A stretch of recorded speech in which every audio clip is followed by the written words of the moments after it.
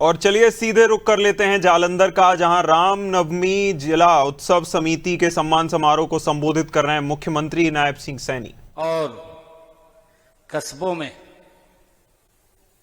भगवान मर्यादा पुरुषोत्तम प्रभु श्री राम जी की लीलाओं को जीवंत करते हैं। साथियों, मेरे लिए ये बहुत ही सौभाग्य की बात है कि दूसरी ओर वह संस्था है जिसने दशकों से समाज में सत्य, निर्भीकता और नैतिकता की मर्यादा की रक्षा के लिए अपना सर्वस्व अर्पित किया है। साथियों, इस अवसर पर मैं सभी सम्मानित होने वाले कलाकार बंधुओं को भी हार्दिक बधाई देता हूं, उनको शुभकामनाएं देता हूं। साथ ही इस आयोजन के लिए, क्योंकि हर वर्ष ये भव्य आयोजन होता है, मैं इस आयोजन के लिए श्री रामनवमी उत्सव कमेटी, उस समिति की भी सराहना करता हूं जो हमारे कलाकारों को यहां हर वर्ष सम्मानित करते हैं। साथियों, यह सम्मान समारोह ये कोई आज का ही कार्यक्रम नहीं है। साथियों, जैसा मैंने कहा भी है, ये पिछले 24 वर्षों से लगातार ये कार्यक्रम आयोजित हो रहा है। साथियों, यह अपने आप में इस बात का प्रमाण है कि यह आयोजन हमारी परंपरा और सामाजिक उत्तरदायित्व की नींव के ऊपर ये खड़ा है। साथियों, मुझे ये भी खुशी है, इसके लिए मैं कार्यक्रम के अध्यक्ष श्री विजय चोपड़ा जी को हार्दिक बधाई भी देता हूं, उनको शुभकामनाएं भी देता हूं, क्योंकि हमारी उस संस्कृति, उन संस्कारों को जीवंत रखने का काम आप कर रहे हैं। साथियों, हमें वह दौर याद रखना चाहिए। एक दौर था पंजाब के अंदर जब आतंकवाद अपनी चरम सीमा पर था।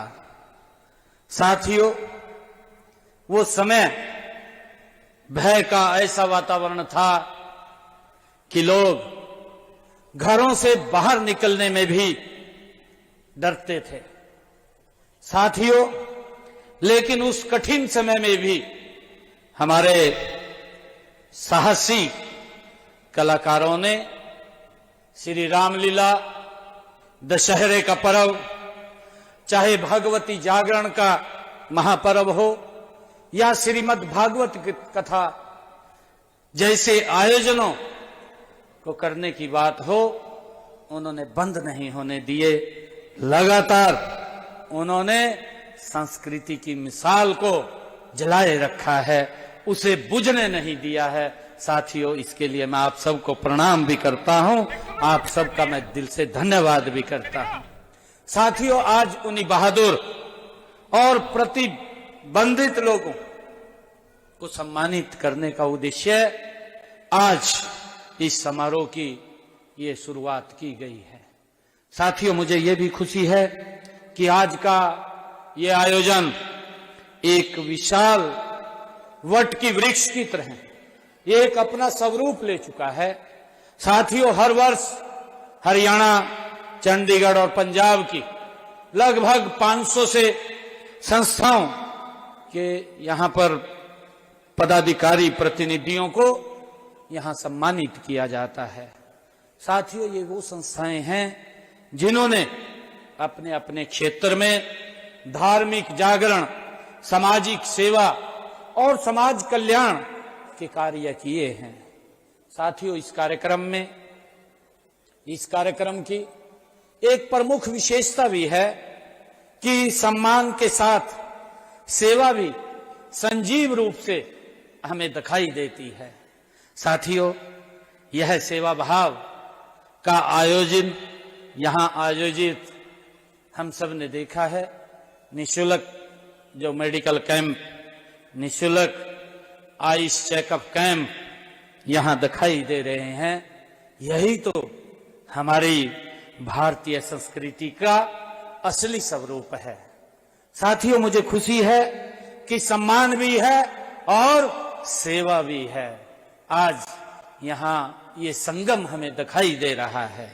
साथियों, यह भी उल्लेखनीय है कि पंजाब केसरी समाचार पत्र समूह पिछले 26 वर्षों से सीमावर्ती क्षेत्रों में राहत सामग्री भेजने का कार्य भी निरंतर कर रहा है।